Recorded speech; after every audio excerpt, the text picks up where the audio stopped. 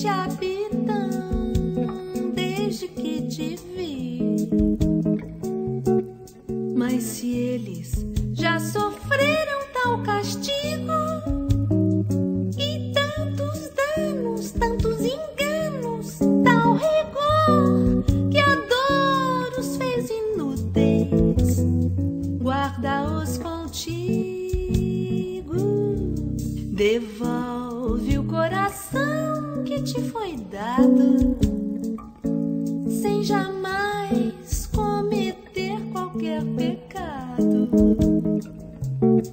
Porém, se ele contigo já aprendeu como se mata e se maltrata e se tortura uma alma pura, guarda também esse ex-pedaço meu.